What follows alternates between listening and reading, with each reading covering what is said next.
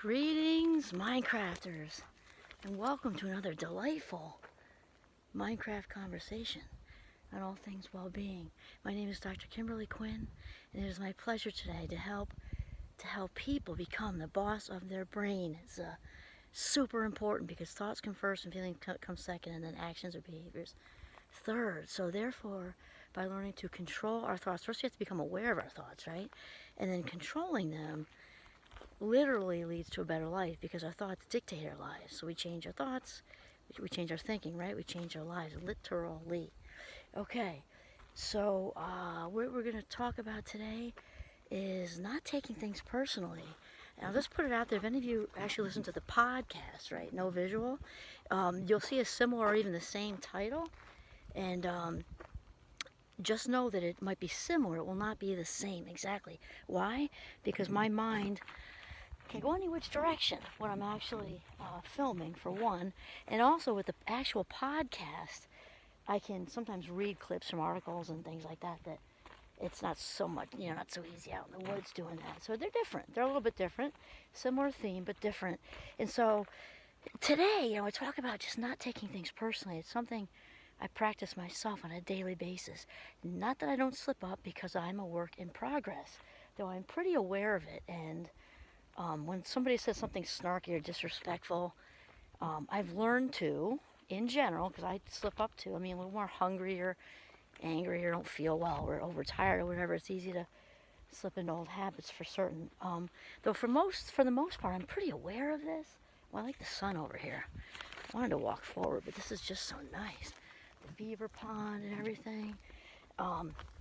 So anyway, so when somebody says something snarky or disrespectful like that, we often want to just dig in with our claws and just hang on to it, and that's for a lot of reasons. Sometimes we're just thinking about what we're going to say next and be all conflictive and combative and things like that, and we often internalize what they say, and this depends on well, we're going to get to that in a second, actually. So now we can, depending on someone's wiring, the depth of how much we internalize is gonna be different, right? Because, like, for me, anyone who's shame-based, I am no longer shame-based, but I was shame-based for years, and not really getting it. This has been a long time since I've been on the path to healing, for a really long time. But when you're shame-based or deprivation-based, that's something that's in your hard drive from when you were really little, and people, not treating you how you deserve to be treated, devalued, whether that's emotionally, physically, sexually, or all the above. And then that gets in our hard drive. So even when it's something that's not nearly the level of that, it's in the workplace or it's school or whatever, and somebody says something snarky or disrespectful, if that flips the switch that you're feeling less than, and you don't even know where it's coming from because it's coming from the vault, right, from being like 3, 4, 5, 10, 15, whatever, that's gonna sort of elicit a reaction that's not even proportional to what was said. Though it doesn't mean that what was said is okay, because what was said was probably not okay. But it's just important, for me at least, if somebody says something like that, I've learned to push the pause button now, so I can reflect and say, okay, that tightness in my chest thing, that's because even though my wounds are very healed, they can be revisited, and okay, that person had me going back to that place, and then I talk back to it. Here's my mantra: I am authentic, I know my value, I'm grateful for my life. I am authentic, I know my value, I'm grateful for my life. So that's if it's a deep thing.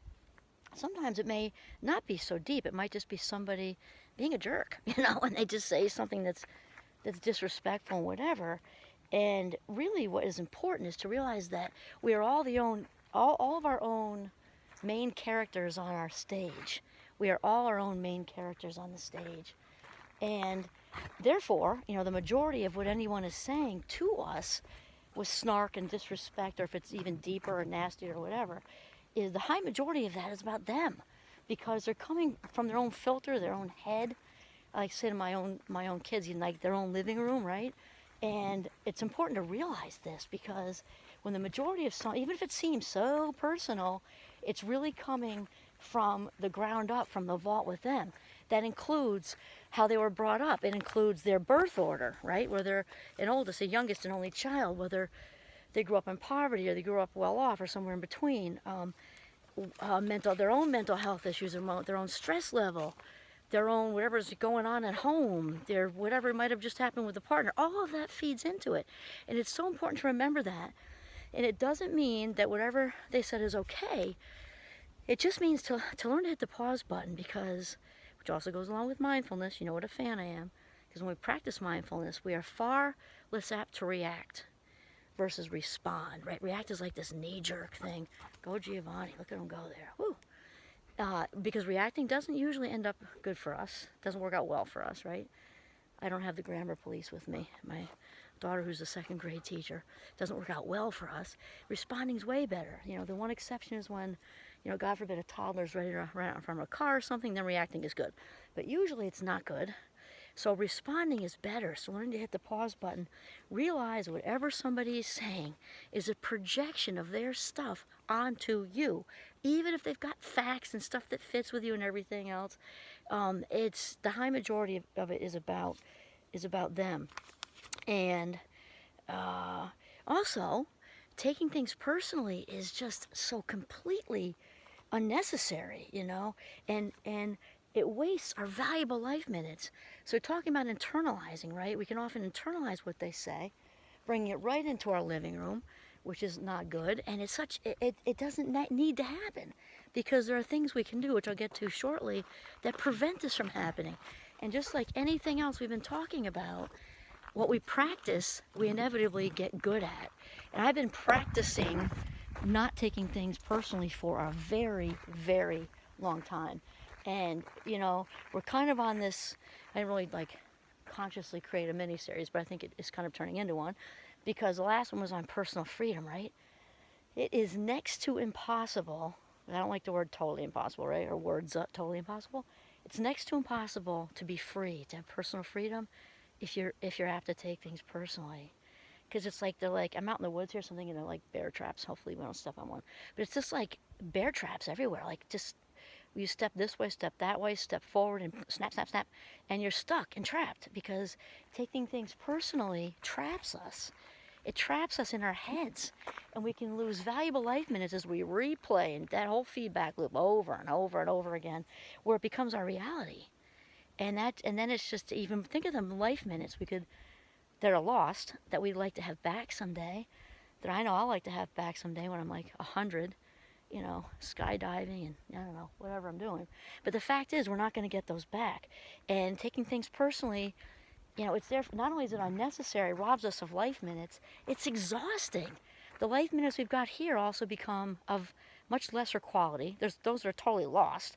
Those are of lesser quality when we could be filling them up with the people in our lives who, you know, love us and care about us, who we love and care about, doing cool things like being in the woods with a golden retriever, doing YouTube videos. I'm just saying, not thinking about anything anybody said to me right now, because I don't care. Isn't that great?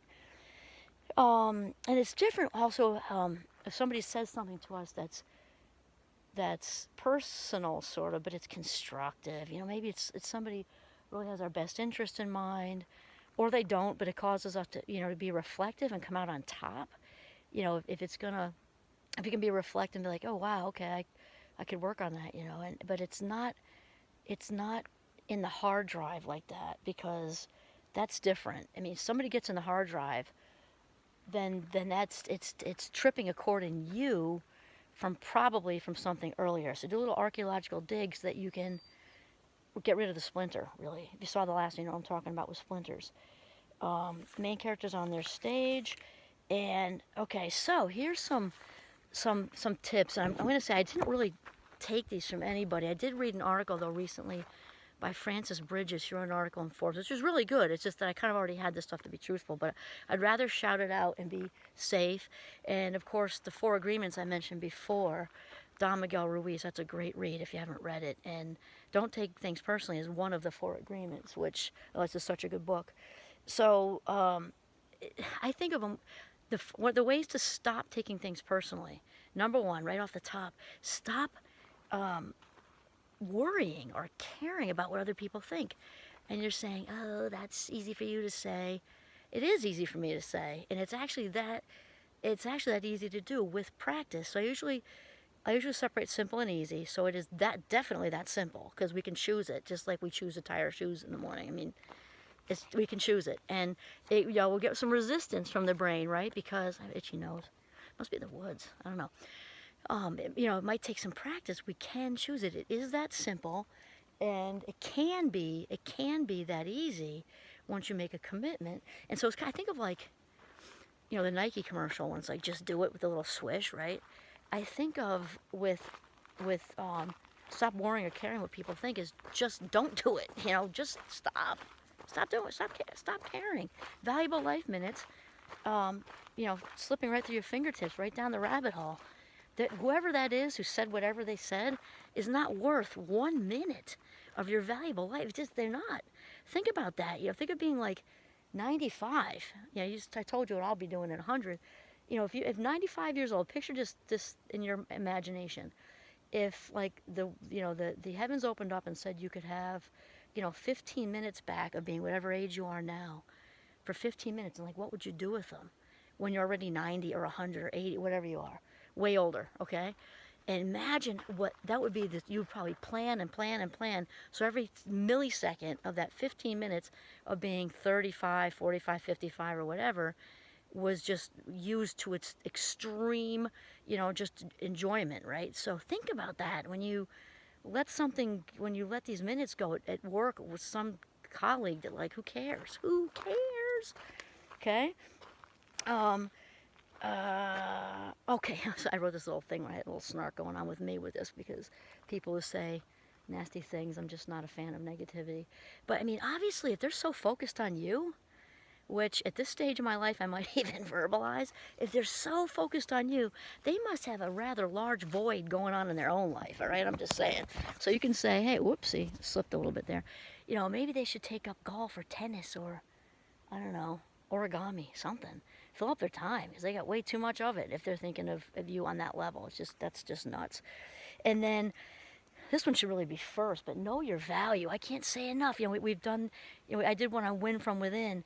Really, this is the source of most problems, because we have to feel worthy. We have to, more than feel it, we have to believe that we are worthy of love and being accepted and respected before we can give any of that stuff out. So as far as not taking things personally, working on that, like, authentic belief of knowing your own value, knowing you are valuable, because you are. Your spirit is perfect. Perfect is not a word I usually use unless I'm talking about the spirit. Your spirit is absolutely perfect. And the main work needs to be on believing that before any of the rest of it, because that's what it comes down to. And this way, like, once your authentic self is back in the driver's seat, which we've been talking about, you're pretty much immune to people's negativity and toxicity even, which is like a totally amped up level. The negative Nellies will kind of become like little gnats in the summer, and you're just like, flicking them away and rubbing them out of your eyes and stuff.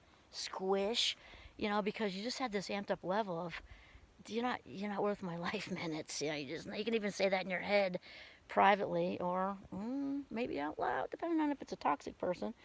And then I have seek higher ground. That's mine.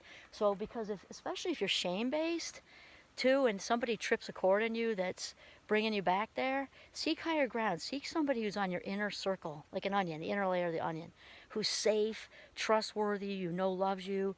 Share whatever it is with them. Process, feel. To feel is to heal. And then maybe deal with the negative Nelly or the toxic, okay? Seek higher ground. That is so huge. So that's the third one. Okay, so far we have stop worrying about what other people think. Who cares? Just don't do it. Like a Nike with a slash through the little swishy thing there. Don't do it. Don't care about what people think. Know your own value. Cannot say enough about that one. Seek higher ground. We talked about that. Because when you learn how to control your thoughts around this, okay, feel it, validate it, let it go, then we get more control over our emotions, and we therefore get more control over our energy. Our energy is what we put out there, which is how other people react and respond to us. So it's all kind of related, because we're going to keep putting out there what we're putting out there until we actually believe we are valuable. just the facts. That's how it is. And then the last one is let it go. I feel like singing the theme song from Frozen. And again, some things, there's all a whole different, remember we said spectrum, right?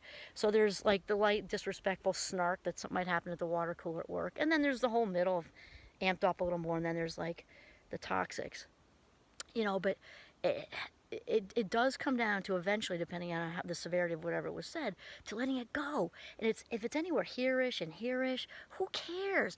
Remember to run it through your head of the high majority of whatever that person is saying to you is about them.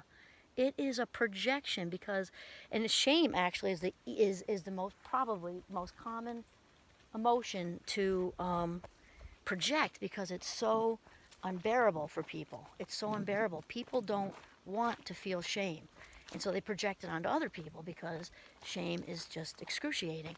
So try to remember that, and then once you get that, you can step out of it and seek higher ground. Okay, that's where we are right now. Okay, don't take things personally. Just not worth it. This is Kimberly Quinn signing off from Northern Vermont. Have a mindful day.